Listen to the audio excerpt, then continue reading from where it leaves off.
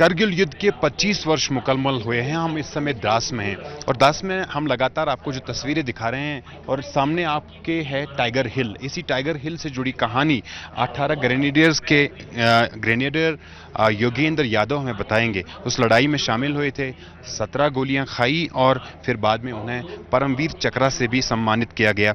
योगेंद्र जी, 25 साल मुकम्मल हुए हैं। आप टाइगर हिल की लड़ाई में शामिल थे। थोड़ा उस चीज़ को याद करिए आज और दर्शकों को बताइए कि 1999 में जब युद्ध हुआ था और टाइगर हिल की खासतौर पर लड़ाई हुई थी, क्या हुआ था? बिल्कुल, जब ये आप देख रहे हो कि ये 17,000 फीट ऊंची पहाड़ी टाइगर हिल, ये 18 ग्रेनेडियर्स ने इसको फतेह किया था। ये बहुत मुश्किलात पहाड़ी थी, क्योंकि हाइट ज़्यादा होने की वजह से दुश्मन के पास एडवांटेज बहुत ज़्यादा था। दुश्मन दूर तक देख सकता था, अपनी मूवमेंट को छुपाना भी था। मौसम की मार इतनी थी, रात का टेम्परेचर -20 तक पहुंच जाता था। ऑक्सीजन नहीं थी। लेकिन इन सब विपदाओं के बावजूद भी हिंदुस्तान की फौज इन पहाड़ियों पर चढ़ती हुई चली गई। वो जोश, जुनून और जज्बा था इस मिट्टी का, इस राष्ट्र का, कि 2 रात और 1 दिन इस पहाड़ी पर चढ़ने में हमें लगे। और तीसरी रात का वो मंजर तो जब मैं याद करता हूँ तो आज भी जब उनकी तरफ देखता हूँ तो ऐसा लगता है कि शायद वो वहीं पर बैठे हुए। 5 घंटे तक युद्ध लड़ा हमने, और 5 घंटे में मेरे साथियों ने अपने लहू की बूंदों से इस टाइगर हिल की जीत का एक स्वर्णिम इतिहास लिखते हुए चले गए। 5 घंटे में मेरे 6 साथी शहीद हुए। किसी की गर्दनें कटी, किसी के हाथ कटे, किसी के फेफड़ों से खून की फुहारें छूटी, तो किसी का पूरा सर निकल करके बाहर हुआ। इन सब विपदाओं के बावजूद ये 19 साल का लड़का अपने साथियों की बॉडियों के बीच में पड़ा हुआ, लेकिन हताश और निराश नहीं हुआ था, बल्कि एक साहस और उत्साह के साथ, संघर्ष के साथ उनके साथ लड़ता रहा। और 2 घंटे फिर और लड़ाई चली, और उस घड़े के लड़ाई के बाद फिर मैं वापस भी आया हूँ और अपने साथियों को इन्फॉर्म करके फिर इस टाइगर हिल टॉप के ऊपर जीत का तिरंगा भी फहराया। और ये वो जीत थी जिससे कारगिल के युद्ध का यू टर्न हुआ, सीज फायर हुआ, और आज हम 26 जुलाई को कारगिल विजय दिवस के रूप में मनाते हैं। हमारे सामने बिल्कुल टोलो लिंक भी है, टाइगर हिल भी है, बात्रा टाप भी है। 18 ग्रेनेडियर्स की जब बात करते हैं तो टोलो लिंक पे भी युद्ध लड़ा था। उस लड़ाई के बारे में बताइए और ये भी बताइए कि 25 वर्ष बाद आपको ग्राउंड जीरो पर कितना फ़र्क दिखता है और उस समय किस तरह की चुनौतियों का मुकाबला था, क्या उसमें इम्प्रूवमेंट हुई है? बिल्कुल, ये वो तोलोलिंग टॉप है जो आप देख रहे हैं। इस पे 22 दिन तक हमने युद्ध लड़ा था। जो आप यहाँ पर ये देख रहे हैं दराज का फैला हुआ, ये यहाँ पर बहुत कम घर थे, पेड़ पौधे नहीं थे, ऑक्सीजन की मात्रा बहुत कम थी, टेम्परेचर रात को माइनस में चला जाता था। लेकिन इन सब की परवाह नहीं करी हिंदुस्तान के सैनिकों ने।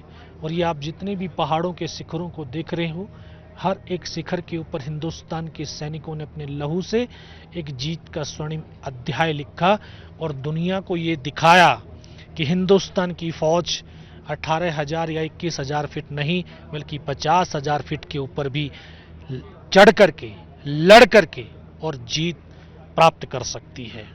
तो ये एक भारत माँ का शायद जोश और जुनून था, भारत माँ के वो संस्कार थे, भारत माँ का जो हमारे लहू में जो एक ताकत बहती है, स्पिरिट बहती है, ये उसी का एक कारनामा था। और फिर 25 साल पहले और आज अगर हम जब इस क्षेत्र को देखते हैं तो कितना सारा बदलाव हुआ है। बहुत सारे आबादी भी बढ़ी है, पेड़ पौधे भी बढ़े हैं, नई टेक्नोलॉजी के वेपन भी आए हैं, और इन पहाड़ियों के ऊपर अभी रोड बन गए हैं ताकि जाने में भी आसानी हो। तो ये तमाम चीज़ें हुई हैं जो एक सहूलियत प्रदान किया फौज को, ताकि हम ऊपर जल्दी से जल्दी मोबिलाइजेशन कर सकें और दुश्मनों का खात्मा कर सकें। और ये हमारी सैन्य ताकत को बढ़ा रहे हैं, और जब सैन्य ताकत बढ़ती है तो राष्ट्र सुरक्षित होता है। देश के युवाओं को आपका क्या संदेश होगा जो फौज में आना चाहते हैं, फौज के साथ जुड़ना चाहते हैं? बिल्कुल, मैं देश के युवाओं से कहना चाहूँगा कि ये फौज ही एक ऐसी संस्था है जहां आप अपने कर्मों से, अपने कामों से अपनी एक पहचान बना सकते हैं।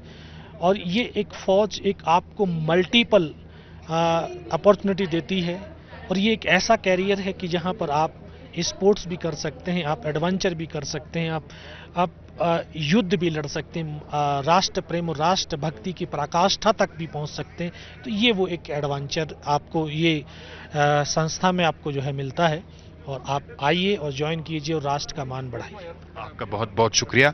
योगेंद्र यादव 18 ग्रेनेडियर्स के ग्रेनेडियर हमारे साथ बात कर रहे थे। परमवीर चक्र से इनको जो है सम्मानित किया गया है। कारगिल युद्ध में भारतीय सेना को किस तरह की चुनौतियों का सामना करना पड़ा, आज वो हम तस्वीरों के माध्यम से आपको समझाने की कोशिश करेंगे। हम इस वक्त लामचुन व्यू पॉइंट पे हैं और मेरे सहयोगी शफीक आपको पहाड़ियों की तस्वीरें दिखा रहे हैं। ये वो पहाड़ियां हैं जहां पर कारगिल युद्ध लड़ा गया था। पाकिस्तान की फौज ने, पाकिस्तान की इर्रेगुलर आर्मी ने इन्हीं पहाड़ी चोटियों पर, जहां पर भारतीय सेना की फॉरवर्ड पोस्ट्स थी, इन पे कब्जा किया था। उसी कब्जे को छुड़ाने के लिए भारतीय सेना ने ऑपरेशन विजय शुरू किया। पाकिस्तान की आर्मी ने जो ऑपरेशन किया था उसका नाम ऑपरेशन बदर था।